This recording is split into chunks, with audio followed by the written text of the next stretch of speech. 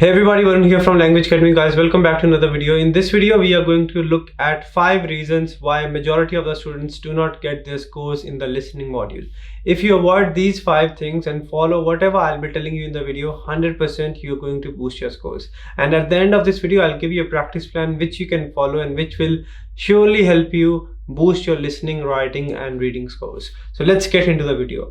Reason number 1, not understanding the marking criteria and where the scores actually come from. It is very important that you know what is actually important for listening and what type of questions do contribute to listening but are not that important. Remember, there are 11 question types which contribute to the listening module. Out of these 11, only 5 to 6 are important, remaining 5 are not important. You get points in listening from repeat sentence in speaking, read a lecture in speaking and answer short question in speaking.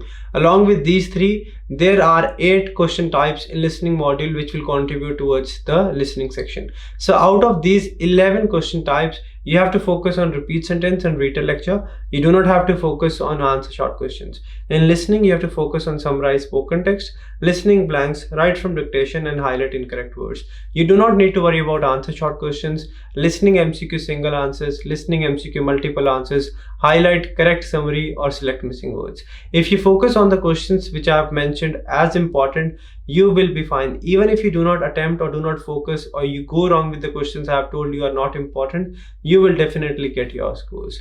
Mistake number 2 or common reason number 2 why students do not get their scores in listening is they do not focus on spellings in the listening module. You need to understand that listening module, specifically summarize spoken text, listening fill in the blanks and write from dictation, these 3 are going to contribute a lot towards your listening and writing module, and any kind of spelling mistake will be heavily penalized over here. So I need you to make sure there are no spelling mistakes at all in the listening module. First of all, in summarize spoken text, if you're not really sure about any word, do not write it. In listening fill in the blanks, whenever you practice any spelling mistake you make, you need to maintain a list. And in write from dictation, whenever you are doubtful about the spellings, you can add an extra word. For example, you're not really sure what are the right spellings for table. You think it's 𝗙𝗵𝘃 or 𝗙𝗵𝘃. So you can write both the words. The correct word will be marked and you will not be negatively marked, or you will not be penalized for the incorrect or the extra word which you have written. So in write from dictation, wherever you're doubtful, add extra word. Make sure there are no spelling mistakes in listening, because spelling mistakes in listening are going to impact listening and writing module heavily. Mistake number 3, not following the template properly in summarize spoken text. A lot of students think that we have a template in summarize spoken text, we'll get the scores now. It's not the template which will give you the scores. It's more about using the template properly. Any template you use will work if you add proper keywords. Proper keywords means keywords which do make some sense and which are grammatically correct, and you write around 60-65 words at least. Try to write at least 60 words. That will keep you on a safer side, and make sure you have relevant good number of keywords so that you can relate your answer to the topic which was in the lecture and get good numbers or good scores in your summarize spoken text. So you have to make sure in summarize spoken text, if you're using the template, you can use it, but you add proper keywords. Mistake number 4, not focusing on content in repeat sentence. Remember, repeat sentence is going to contribute heavily towards your listening module, and content part is important over here. You need to make sure, I'm repeating again, you need to make sure even if you cannot repeat 100% of the sentence, try to at least repeat 60 to 70% content, and that too you have to speak clearly and confidently. You need to repeat at least 60 to 70% content, and whatever content you have, you need to speak clearly, confidently and without stopping, and you will be 100% fine. Lastly, mistake number 5, not having enough keywords in read a lecture. You are using a template in read a lecture, 100% fine, but you need to have proper keywords in read a lecture, because keywords are important, and keywords are something which will help you get your scores in the listening module. So try to have around 10 to 12 keywords at least. When I say keywords, I mean words which are repeated again and again, words which are related with the main topic, words which are noun, proper nouns, and that having around 10 to 12 keywords at least, speaking for around 25 to 30 seconds will make sure you do not lose points in your listening part and in your speaking part. And if you do so, 120% you'll be fine. I'll summarize all the mistakes again and then give you a practice plan. Make sure you understand the marking criteria and only focus on important things. Make sure you do not make spelling mistakes in listening. Follow the template properly in summarize spoken text and add proper keywords. Go around 60-65 words at least. Repeat sentence. Even if you cannot repeat 100% content, that's fine, but at least repeat 60-70%, and that too you have to repeat clearly.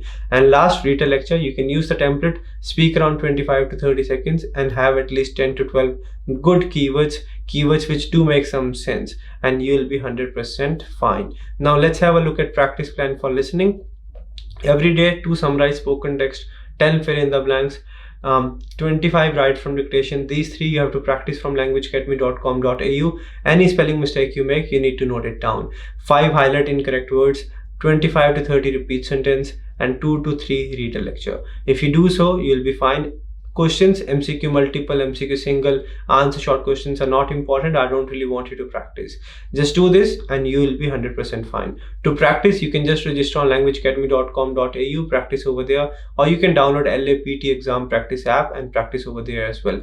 One thing, before your exam, I need you to take there's one free full scored mock test available on languageacademy.com.au. I want you to register over there, take that mock test. That will give you a clear idea of what mistakes you're making, what is the estimated score in the test, so that when you go for the test, you have a clear idea what mistakes you made in the mock test and you do not repeat the same mistakes in the actual test.